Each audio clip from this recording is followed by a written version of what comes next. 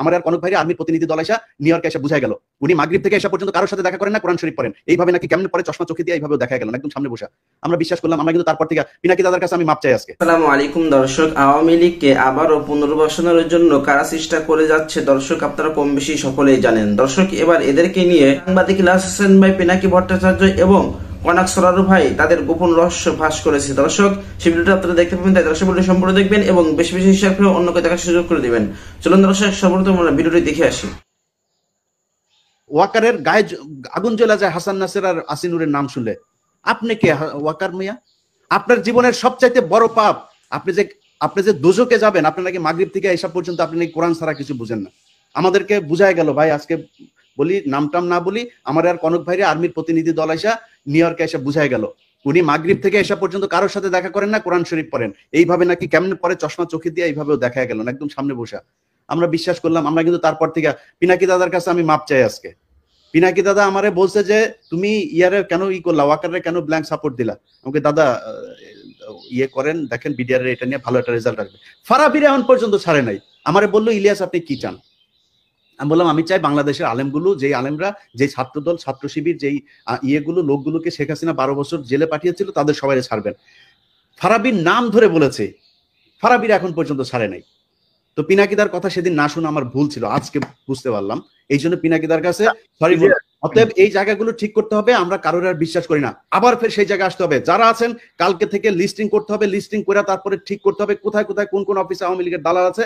দল নিষিদ্ধের আগে এদেরকে আগে এখান থেকে সরাইতে হবে, নাইলে যারা এখন এই যে আওয়ামী লীগের লোকজন দেখেন বিএনপির ভাই এবং জামাতের ভাইদের বলি, তারা এখন আপনাদের দলে যাওয়ার জন্য পারাপারি করে না, কালকে দেখবেন সবার আগে আপনারা ধরবে। অতএব জামাত বিএনপি কোনো দলের মধ্যে কোনো ভাগাভাগি নাই।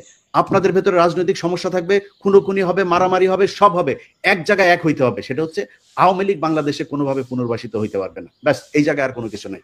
সবাই প্রস্তুতি নেন, আবার বিপ্লব শুরু হবে ইনশাল্লাহ। এক লাইন, পিঠের চামড়া একটারও থাকবে না। যারা মনে করেন না যে এরে না ওরে, ওরে না এরে, আপনি টাকা পয়সা কামায়, মাহফুজ বলেন, নাহিদ বলেন, আসিফ বলেন, আওয়ামী লীগ যদি নাকি কোনোভাবে পুনর্বাসিত করেন, পিঠের চামড়া একটারও থাকবে না। ছাত্রদল ছাত্র শিবিরের সাথে অলরেডি তো গ্যাঞ্জাম শুরুই হয়েছে, সামনে ছাত্রলীগের আইনা, তারপরে ত্রিমুখী পিটানি খাবেন। টাকা পয়সা নিয়ে সারা জীবন ওই যে মইনিউ আর ফখরুদ্দিনের মতো যায় সারা জীবন এক জায়গায় বসে থাকতে পারবেন। আমি পিনাকি কনক সরোয়ার, আমরা কিন্তু বাইরে থাকলেও মানুষ ডাকে ভাই আসেন দেশে, আসেন না কেন, আমরা দেশে যাইতে পারি, এটা সমস্যা নেই। আসিফ নজরুলের বাপের ক্ষমতা নাই, দেশে গেলে আমার মামলায় আমার আটক করে নিয়ে যাবে, কিন্তু আপনাদের জীবনে কিন্তু যাইতেও দিবেন, কেউই যাইতে দিবেন, কেউই ডাকবে না আপনারে। সাবধান, সবাই সাবধান থাকেন। সেন্টেন্স বাংলাদেশের সমস্ত রাজনৈতিক দলগুলোকে যে ভাই উত্তর পাড়ার সাথে ঘুটু করা বন্ধ করেন, ওখানে যাওয়া বন্ধ করেন। আপনারা যদি যান, কে কে যাচ্ছেন ধরবো একটা করে, আর একেবারে কচ্ছপের কামড় দিয়ে কিন্তু ধরবো। উত্তর পাড়ার সাথে পলিটিক্যাল পার্টির কোনো ধরনের কোনো আলোচনা চলবে না আজকে থেকে। এবং এটা নিয়ে তত্ত্বাবধায়ক সরকারেরও এটা একটা উদ্যোগ নেওয়া উচিত, যেন এইখানে এইটাই শুরু করে। একবার হলো এই এমবেসি গুলোতে যে ধর্ণা দেওয়া, আবার শুরু হয়েছে উত্তর পাড়াতে যে ধর্ণা। জনগণের কাছে যাও রে ভাই, জনগণের কাছে যাও, ওইটাই রাজনীতি। তবে দাদা, এই যে সেনাপ্রধানের উদ্ভূত যে পরিস্থিতি বক্তব্য, এটা নিয়ে আমার মনে হয় যে আইএসপিআর এর একটা ব্যাখ্যা খুব জরুরি। আসলে সেনাপ্রধান কেন বলেছেন, কোন প্রেক্ষিতে বলেছেন, কি বিষয়, এটা ব্যাখ্যা আমরা খুব সহজে দিতে পারি। কিন্তু আইএসপিআর কি ঠিক কথা বলবে? মানে আইএসপিআর সেটাই বলবে যেটা তাকে বলে দেওয়া হবে। এটা ইয়ে না, আমরা এটা অনেক পরে জানতে পারবো যে আসলে কেন এটা হয়েছিল। আমি একটা ইন্ডিকেশন পাইছি যে আসলে উনি কেন এত ভয় পাইছেন, একটা ইন্ডিকেশন পাইছি, এটা কালকে বলবো নি আমার দর্শকদেরকে। মানে আমি বলবো যে এই সময়টা, এই যে ওয়াকারের এই ইস্যুটা নিয়ে একটা কিন্তু মোরালেস জাতীয় ঐক্যের একটা অবস্থা সৃষ্টি হয়েছে। কারণ তারপরে বিএনপির মিডিয়া সেলের পোস্টগুলো দেখেন, পোস্টগুলো আমরা যদি দেখি তাহলে দেখবো সে সালাউদ্দিন সাহেবের 5ই ফেব্রুয়ারির একটা মন্তব্য দিচ্ছে যে আমরা আওয়ামী লীগের বিচার চাই, আওয়ামী লীগের বিচারের মাধ্যমে। হ্যাঁ, তারপরে যতগুলো মিডিয়া সেলের পোস্ট সব প্রো পিপল, আমরা যা চাই সেইখানে। আর সেইখানে নাসির পাটোয়ারি যে জিয়াউর রহমানকে লুটে দেবো, আরে বেটা কি বলবো, 2 দিনের পোলা। যখন রাজনীতি মানে কি আসলে এটাই বোঝেনি। রাজনীতি মানে তো ফ্রেন্ডশিপ তৈরি করা, বন্ধুত্ব তৈরি করা। তুমি বন্ধু বানাবা, তুমি যতজনকে পারবা বন্ধু বানাবা, তোমার স্পেয়ার অফ ইনফ্লুয়েন্স বানাবা। এখন আমরা বলবো যে বিএনপি, আমরা যেতে চাই সেই জায়গায় বিএনপি আসছে, স্বাগতম, আসেন আমরা একসাথে কাজ করি। এই আওয়ামী লীগকে আপনারাও চান না, আমরাও চান না। আপনি চান বিচার, আমাদের হয়তো সামান্য কিছু আছে, তফাৎ আছে, কিন্তু আসেন আমরা বসে আমরা একসাথে কাজ করি। এবং এই সময়টা আসলে আমাদের তৈরি করা উচিত যে আমরা যতগুলো রাজনৈতিক দল আছে, আমাদের যত মত আছে, অ্যান্টি ফ্যাসিস্ট মত আছে, তাদের একসাথে আসার বসার একটা বাস্তব শর্ত তৈরি হয়েছে। আসেন আমরা একসাথে বসি, ডায়ালগ করি, আওয়ামী লীগ প্রশ্নে আমরা একসাথে একটা সিদ্ধান্ত নিই। এবং আমার মনে হয় আমরা বাকি সবাই ইনক্লুডিং বিএনপি আওয়ামী লীগ নিয়ে এখন একটা সিদ্ধান্ত নেওয়ার মতো অবস্থায় আমরা চলে আসছি, এবং দ্যাটস ওয়ান্ডারফুল। আজকে দেখেন 27 নম্বরে হয়েছে, এই যে আওয়ামী লীগ মিছিল করছে এই করে, হ্যাঁ ঠেকাইছে কারা জানেন? ছাত্র দলের ছেলেরা ঠেকাইছে। আমার তো ছাত্র দলের ছেলেদের এখন স্যালুট দিয়ে বলতে হচ্ছে যে ভাই বাবা বুকে আয়, হ্যাঁ এইটাই তো চাই আমরা, তো এই ছাত্র দল চাই, আমরা তো এই বিএনপি চাই। হ্যাঁ, সো এখন তৈরি হয়েছে একটা অভূতপূর্ব একটা জাতীয় ঐক্যের প্রেক্ষাপট, যেই জাতীয় ঐক্যের উপরে দাঁড়ায় আমরা পরবর্তী জায়গায় যাইতে পারি। আর নাসিরউদ্দিন পাটোয়ারি এখানে বলে দিল। আমার মনে হয় নাসিরউদ্দিন পাটোয়ারির শুধু, আমি জানি না কি অবস্থা, ওর ক্ষমা চাওয়া উচিত, জাতির কাছে ক্ষমা চাওয়া উচিত জিয়াউর রহমান সম্পর্কে দৃশ্যতাপূর্ণ মন্তব্য করার জন্য। এবং আমি এটা খুবই পার্সোনালি নিছি, ইউ অল নো যে আমি ব্যক্তিগতভাবে, শুধু পলিটিক্যালি না, ব্যক্তিগতভাবেও আমি জিয়াউর রহমান চরিত্রটাকে অ্যাজ পলিটিক্যাল লিডার, বাংলাদেশের একজন আইকন হিসেবে আমি কতটুকু রেসপেক্ট করি। এবং এই জায়গায় আমি জানি না নতুন জেনারেশনের কথা, আমাদের জেনারেশন থেকে কোনোদিন মেনে নেবে না, কোনোদিন না, নেভার এভার। এইটা যদি ছাত্ররা না জানে, নতুন দলের লোকেরা যদি না জানে, তাহলে রাজনীতি না করাই।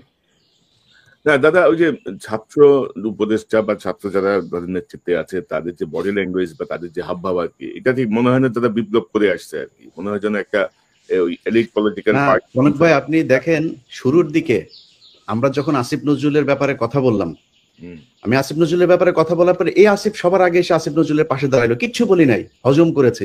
আজকে আপনি আপনার বইতে লিখেছেন ক্যান্টনমেন্টে আপনি জানেন হাসনাত গিয়েছে, হাসনাত বলেছে না যায় নাই সে, আপনি গিয়েছেন। এখন আমরা কোনটা, ক্যান্টনমেন্টে কিছু একটা ঘটেছিল, আমি বলেছিলাম যে ডক্টর ইউনূসকে প্রধান উপদেষ্টা বানাইতে চায়নি, আসিফ নজরুলকে বানাইতে চাইছিল। এখন তো আপনারা স্বীকার করছেন, এতদিন স্বীকার করেন নাই কেন? এতদিন স্বীকার করা উচিত ছিল। তাইলে তো আসিফ নজরুল, আসিফ আজকে যায় মানুষের কাছে যায় বলে যে সে তার আসিফ নজরুলের সাথে তার সম্পর্ক ভালো নাই, ইলিয়াস ভাই কেন আমার পেছনে লাগলো।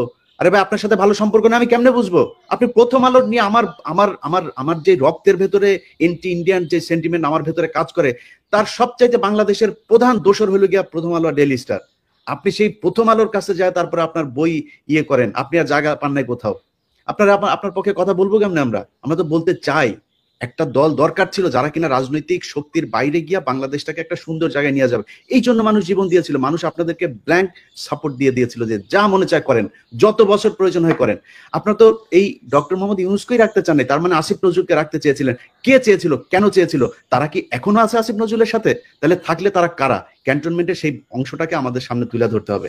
ক্যান্টনমেন্টের সেদিন কি হয়েছিল সেটা খুঁজে বার করা খুব জরুরি।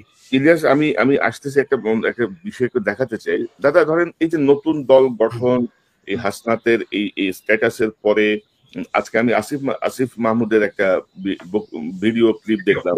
আমি ওই ক্লিপটা দেখে একটু আলোচনায় আসতে চাই, এটা ইলিয়াসের বক্তব্যের সঙ্গে প্রাসঙ্গিক। আমি জাস্ট একটু দেখাতে চাই।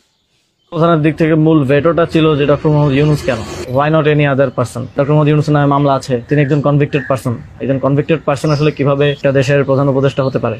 আওয়ামী লীগ একটা লোককে একেবারেই দেখতে পাচ্ছে না, এবং বাংলাদেশে তো আলটিমেটলি 30-40% পিপল আওয়ামী লীগকে সাপোর্ট করে। এই 30-40% পিপলের মতামতের বিরুদ্ধে গিয়ে একটা লোককে প্রধান উপদেষ্টা করা উচিত? সেনাপ্রধান লাস্ট আমাদেরকে বলেছিল যে আমি বুকে পাথর চাপা দিয়ে এই সিদ্ধান্তটা মেনে নিচ্ছি। তো এই যে বক্তব্যটা না, মানে এখন কিন্তু ধারাবাহিকভাবে এগুলো আসছে, কিন্তু আসিফ মাহমুদ যখন যাতেন এগুলো বলে নাই। এবং আমরা জানতাম যে জেনারেল ওয়াকার ইউনূস সাহেবকে চাই নাই, জেনারেল ওয়াকার চাইছিল ইউনূস সাহেব কনভিক্টেড, জেনারেল ওয়াকারের পছন্দ সম্ভবত আসিফ নজরুল বা অন্য কেউ ছিল। তো এই মুহূর্তে ধরেন হাসনাতের স্ট্যাটাস, এই আসিফ মাহমুদের এই বক্তব্য বা সবকিছু মিলিয়ে নতুন যে রাজনৈতিক মেরুকরণ বা সমীকরণ কি হতে যাচ্ছে আপনি কি মনে করেন? বা পরিস্থিতি যা দেখছি ওয়াকার সাহেবকে হয়তো সরে যেতে হবে এমন একটা পরিস্থিতি, কিন্তু তো পিনাকিদা আপনি কি মনে করতেছেন? আমি সব একসাথে আসতেছে কিন্তু না, আমি এইখানে এখন আমি আসলে একটু কনক্লুসিভ জায়গায় যেতে চাই যে এখন আসলে কি করা উচিত। মানে আমার অনেকে বলে যে দাদা কোন দিকে যাচ্ছে দেশ, কি হবে না হবে। আমি বলি যে দেখেন দেশের অবস্থা এমন ভোলাটাই, প্রত্যেক মুহূর্তে প্রত্যেক দিন চেঞ্জ হচ্ছে। বলো এখানে কিছু প্রেডিক্ট করা যায় না, এখানে আপনাকে নেভিগেট করতে হবে। এখানে প্রেডিক্ট করতে পারবেন না, নেভিগেট করতে হবে। সো নেভিগেট কে করবে? নেভিগেট করার যারা অ্যাক্টর আছে তারাই নেভিগেট করবে। রাজনৈতিক দলগুলো করবে, সোশ্যাল ইনফ্লুয়েন্সাররা করবে, রাজনীতির অ্যাক্টিভিস্টরা করবে, সরকার করবে, এই ব্যুরোক্রেসি করবে, এরা মিলে সবাই নেভিগেট করবে। সো এই নেভিগেশনে আসলে কে জিতবে এই ইয়েতে? এই প্রশ্নটা চলে আসে যে এইটাতে কি আর্মি জিতবে, এটাতে কি ব্যুরোক্রেসি জিতবে, এটাতে কি ইন্ডিয়া জিতবে? এখানে উত্তর ভেরি সিম্পল। এখানে জনতা যার পক্ষে থাকবে, যাদের পক্ষে থাকবে তারাই জিতবে। হ্যাঁ, আর জনতা তাদেরই পক্ষে থাকবে যারা ন্যায় এবং ইনসাফের পক্ষে থাকবে। তাহলে এখানে প্রশ্নটা হচ্ছে যে ন্যায় এবং ইনসাফের পক্ষে কারা আছে। আমি এইখানে বিনয়ের সাথে প্রফেসর ইউনূসের এই ম্যানেজমেন্ট স্টাইলটার একটু সমালোচনা করতে চাই। যেমন ধরে প্রফেসর ইউনূসের তো আর্মি চিফকে ডেকে জিজ্ঞেস করা উচিত ছিল যে আচ্ছা, আপনি যে বিক্রম মিশ্রের সাথে দেখা করলেন, আপনি কার পারমিশনে দেখা করলেন ভাই? হ্যাঁ, আপনি আমার পারমিশন নিছিলেন? আমি তো defence minister, de facto defence minister, আপনি তো ডিফেন্স মিনিস্ট্রির পারমিশন নেবেন বিক্রম মিশ্রের সাথে দেখা করার জন্য। আমি জানি না এটা প্রফেসর ইউনূস করছেন কিনা, আমার বিশ্বাস এটা উনি করেননি।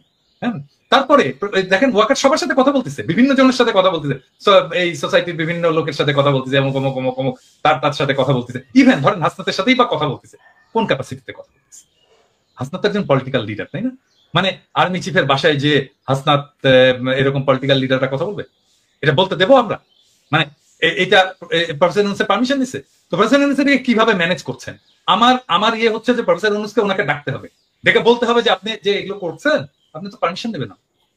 এখন হইতে পারে প্রফেসর ইউনূস আর্মির সাথে সরাসরি ডিল করতে চান না, তো ফাইন, ওনার একজন বিশেষ সহকারী আছেন, একজন জেনারেল আছেন, উনি করুক, এটা ওনাকে দায়িত্ব দিয়ে দিন।